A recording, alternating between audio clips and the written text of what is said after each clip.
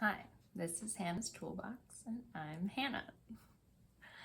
So for my second video, I just wanted to give an overall summary of the framework of kind of the division of the human as I see it. The way I kind of think of us is mind, body, spirit. So your mind, your conscious, and your subconscious mind.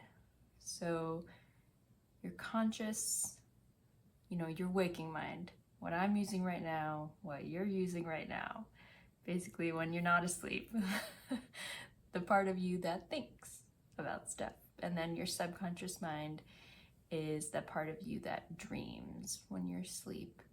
And I think of your subconscious mind as it's always active while you're awake.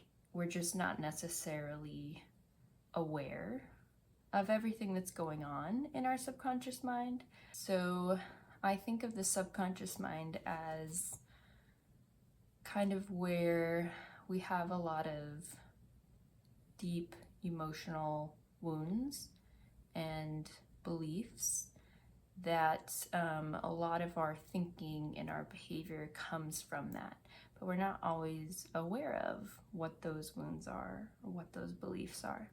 And then your body, your nervous system, there's a lot going on, muscles, bones, tissues. If you think of emotions as energy, we store a lot of unprocessed emotions in our bodies. We won't always let an emotion move through us. For example, if we're having a hard time expressing an emotion or letting it out of us in some way, we often store it. So that could show up as, say, like tense muscles. Like I used to have really tight muscles in my neck and it caused me a lot of tension headaches. Unprocessed emotions in our body can also sometimes show up as like physical ailments, like getting sick. I actually got sick because I didn't express my emotions. So I was traveling and my stuff was stolen, which was a scary experience. But instead of expressing that fear, I held it in and I kind of put on a brave face and was like, oh, I'm fine, whatever, it's no big deal. And then that night, I woke up in the middle of the night and I was like shaking and had all of this. I felt, the fear that I hadn't let myself express. And I actually threw up. And it was very eye-opening to me to show me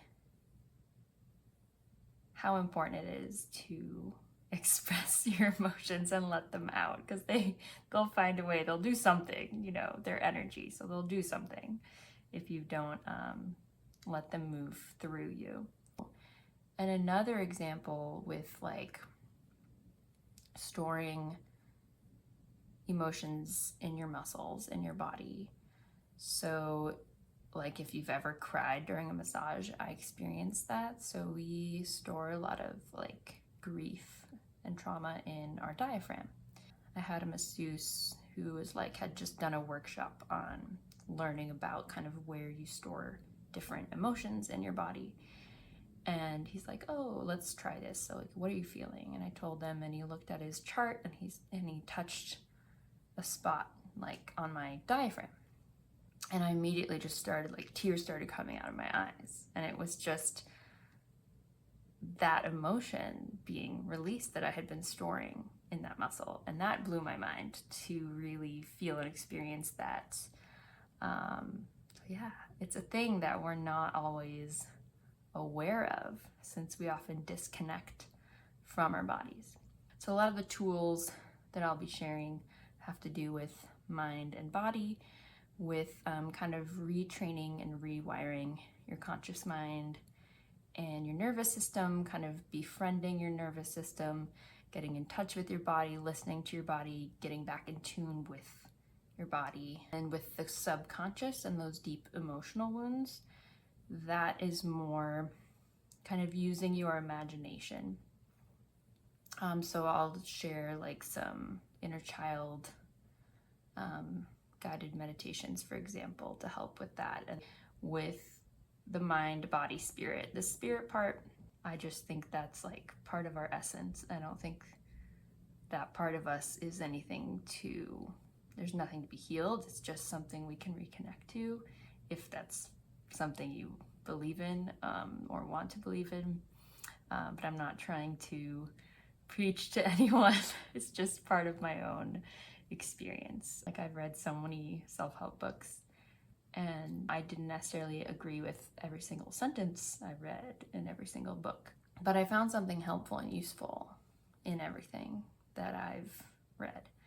So your job is to just listen to your mind, your body, your intuition. Just take the stuff that resonates with you, the stuff that rings true for you, that do the stuff that feels good for you, and just leave behind the stuff that's not helpful for you. So, and I just wanted to say thank you for being you. Because only you can be you. No one else can do it. So you might as well. And thank you for doing it.